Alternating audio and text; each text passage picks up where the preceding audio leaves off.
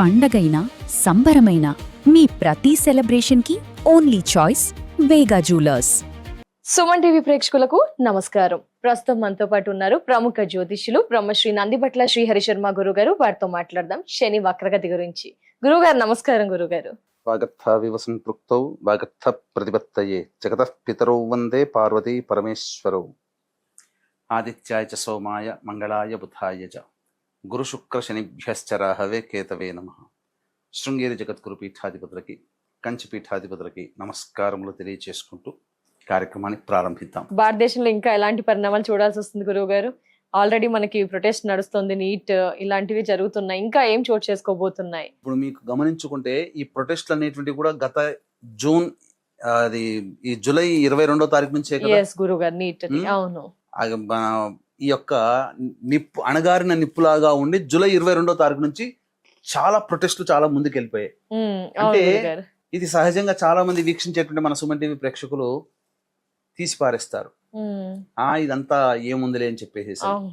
కానీ వాస్తవానికి శని వక్రీకరించి జరగబోతున్నాడు జూలై 27వ తారీఖు రోజున. కాబట్టి ఈ సంబంధించినటువంటి పరిణామాలు చోటు చేసుకోబోతున్నాయి. అందుకే దైవత ఆరాధన తప్పనిసరి. దీన్ని దృష్టిలో పెట్టుకునే ఈ యొక్క ఆషాఢ పౌర్ణమి రోజున దేవతా అనుగ్రహం అందరికీ అందించాలనే సదుద్దేశంతో వారాహి నవరాత్రులు ఎంతో మంది చేసుకున్నారు, మధ్యలో ఆపేసిన వాళ్ళు ఉన్నారు. అలాగే చేసుకోలేక ఇబ్బంది పడి చేసుకుంటే అమ్మవారి అనుగ్రహం పొందితే బాగుండును, అలాగే చాలా మందికి సమస్యలు అనేటువంటి ఉంటాయి, ఆ సమస్యలు తీరితే బాగుండును అనుకునే వాళ్ళు కూడా ఉన్నారు. అటువంటి వాళ్ళకి ఈ ఆషాఢ పౌర్ణమి గురు పౌర్ణమి సందర్భంగా మన పీఠం ఆధ్వర్యంలో రాత్రి 8 గంటలకి అంటే 7:30 వరకు పౌర్ణమి కాబట్టి 7 గంటలకి పౌర్ణమి ఘడియల్లో మనం ప్రారంభం చేస్తాం. వారాహి, ప్రత్యంగిర, బగళాముఖి, రాజశ్యామల, ధూమావతి మరియు శనీశ్వర అఘోర పాశుపత హోమాది కార్యక్రమాలు జరిపించడం జరుగుతుంది. ఈ కార్యక్రమంలో నమోదు చేసుకున్నటువంటి వాళ్ళకి వారాహి మాల కూడా ఇవ్వడం జరుగుతుంది. అవకాశం ఉన్నటువంటి వాళ్ళు స్క్రీన్ పై కనిపిస్తున్న నెంబర్కి కాంటాక్ట్ చేసి గోత్రనామాలు నమోదు చేసుకోవచ్చు. ఎందుకంటే శని వక్రీకరించినటువంటి కారణం చేత శని మీనరాశికి మరియు కుంభరాశి కూడా ప్రభావితం కాబట్టి మొత్తం 12 రాశుల వారికి ఈ ప్రభావం ఉంటుంది. ఎవరి జాతకరీత్యానైతే బలమైనటువంటి సమస్యలు తీరాలని కోరిక ఉంటుందో అటువంటి సమస్యల నివారణకి, శత్రుబాధలు, విద్య, వివాహ, దాంపత్య, అనారోగ్య సమస్యల నివారణకి ఈ హోమాది కార్యక్రమాలు జరిపించడం జరుగుతుంది. కాబట్టి ఎవరైనా కానీ ఈ కార్యక్రమంలో గోత్రనామాలు నమోదు చేసుకోవచ్చు. ఇక గమనించుకున్నట్లయితే మన భారతదేశంలో జరిగేటువంటిది ఇప్పుడు ఈ యొక్క విద్యార్థులు ప్రొటెస్ట్ చేశారు. కానీ ఇది శని వక్రీకరించినటువంటి కారణం చేత జరుగుతున్నటువంటిది. అవునా, ముందే స్టార్ట్ అయిపోయిందా గురుగారు? ప్రభావం ముందే ఉంటుందా కదమ్మా? ఇంట్లో కాఫీ చేసినా, బిర్యానీ చేసినా ప్రిపరేషన్ లోనే స్మెల్ అవుట్ అవుతుంది. కానీ అన్ని తయారు చేసిన తర్వాత వీళ్ళింట్లో ఇవి ఉన్నాయని తెలియదు కదా వండారని. అలాగే ఇది రావడానికి ముందే ఒక 2 వారాల ముందర మన భారతదేశం కూడా చవి చూసింది. ఎందుకంటే మన భారతదేశానికి స్వాతంత్రం వచ్చిన లగ్నానికి అత్యంత రాజయోగప్రదుడు శని, బాధకుడు కూడా శనే. కానీ అట్టి శని వక్రీకరించి మీనరాశిలో వక్రీకరించినటువంటి కారణం చేత గతంలో ఏంటనంటే భారతదేశం గవర్నమెంట్ ఎలా ఉంటుందనంటే భవిష్యత్తు కార్యాచరణ ఇంతకుముందు చెప్పుకున్న న్యాయ వ్యవస్థకి కారకుడు కాబట్టి న్యాయ వ్యవస్థ సమూలముగా మార్చబడుతుంది. కొత్త చట్టాలు తీసుకుని వస్తాయి. ముఖ్యంగా శని నిష్పక్షపాతానికి కారకుడు కాబట్టి అడ్డదారుల గుండా సంపాదించేటువంటి వ్యక్తులందరూ కూడా బయటపడతారు. ఇప్పుడు అనేక మంది రహస్యంగా దాగిన వాళ్ళ చరిత్రలన్నీ ఇప్పుడు బయటపడతాయి. అలాగే ఇప్పుడు కొత్త చట్టాలు కూడా రాబోతుంది. దీని కారణంగానే ఇప్పుడు మరి గ్రహాల యొక్క సంచారం జరుగుతున్నప్పుడే ఇప్పుడు ఎందుకు రావాలి? ఇప్పుడు అమిత్ షా గారు ఇప్పుడు కొత్తగా FCRA బిల్ అనేది తీసుకొస్తున్నారు. ఇక మొత్తం ఢిల్లీ కేంద్రంగా ప్రతి NGOలకి వచ్చే డబ్బు అక్కడి నుంచే రావాలి, ఒకే బ్యాంకు నుంచి పెడుతున్నారు. మరి ఇంతకు ముందు ఎప్పుడో పెట్టొచ్చు కదా, ఇప్పుడు ఎందుకు అంటే రావలసిన సమయం గ్రహాలు నిర్ణయిస్తాయి.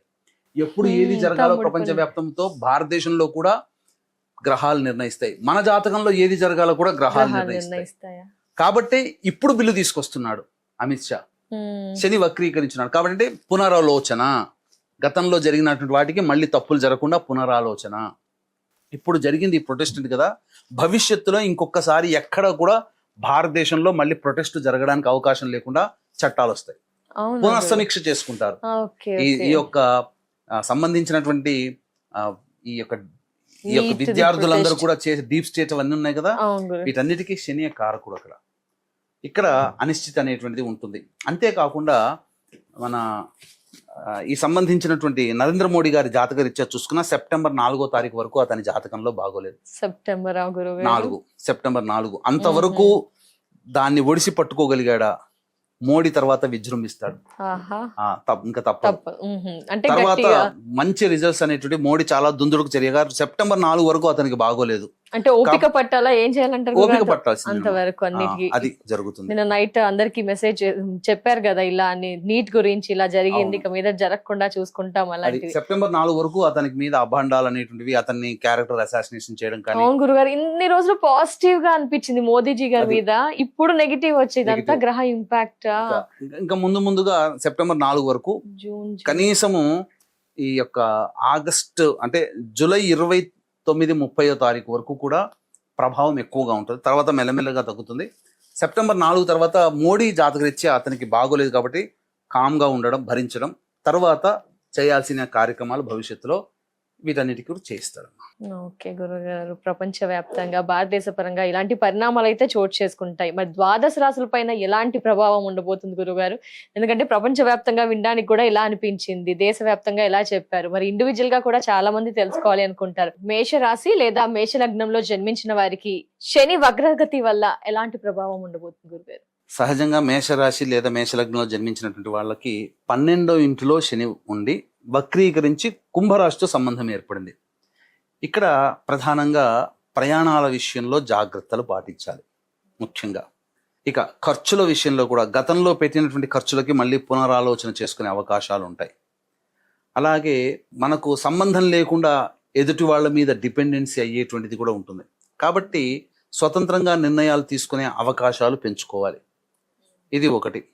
తర్వాత లాభార్జన కోసం చేసేటువంటిది ఏదైతే పెట్టుబడులు ఇవన్నీ ఉంటాయో, ఇప్పటికీ పెట్టుబడి పెట్టినటువంటి వాటి మీద పునఃసమీక్ష చేసుకోవాల్సినటువంటి పరిస్థితి ఎదురవుతుంది. అంటే మళ్ళీ ఆలోచన చేసుకొని జాగ్రత్త పడాలి. ఎందుకంటే సుదీర్ఘముగా జూలై 27వ తారీఖు నుంచి డిసెంబర్ 11వ తారీఖు వరకు దాదాపు 4.5 నెలల పైగా ఈ సంబంధించినటువంటి స్థితి ఉంటుంది. కాబట్టి ఆషామాషి వ్యవహారం కాదమ్మా. కాబట్టి ఇంట్లోని పెద్ద అన్నయ్యతో సంబంధ బాంధవ్యాలు, మేనమామతో సంబంధ బాంధవ్యాల విషయంలో జాగ్రత్తలు పాటించాలి. ఏ పని చేసినప్పటికీ కూడా ఇంతకుముందు చేసినటువంటి విధానానికంటే ఇప్పుడు సమీక్ష చేసుకుంటారు, నేను చేసింది కరెక్టా కాదా అని మేషరాశి లేదా మేషలగ్నంలో జన్మించినటువంటి వాళ్ళు చేసుకుంటారు. అంతేకాకుండా ప్రధానంగా సరైనటువంటి నిద్రలేమికి గురవుతారు. అంటే సరిగ్గా నిద్ర పట్టకపోవడం లాంటి ఇబ్బందులకి, వీటన్నిటికీ కూడా ఎక్కువ గురవుతారు. అలాగే ఖర్చులు కూడా అధికంగా అవుతుంటాయి. కాబట్టి వాటిని ఎంతవరకు మనం తగ్గించుకోగలుగుతామో అంతవరకు దాన్ని ప్రిపేర్ చేసుకోవాలి.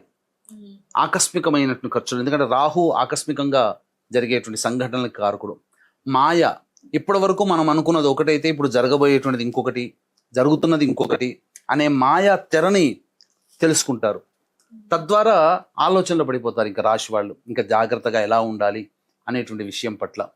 అలాగే ఇప్పుడు నా అంచనా ప్రకారము ఈ మేషరాశిలో జన్మించినటువంటి వాళ్ళు ప్రయాణాలు ఎక్కువగా చేయకపోవడమే చాలా మంచిది. ఎన్నాళ్ళ పాటు గురువు? ఈ యొక్క శని వక్రీకరించినంత వరకు అవసరమైతే తప్ప అనవసరంగా వెళ్ళకూడదు.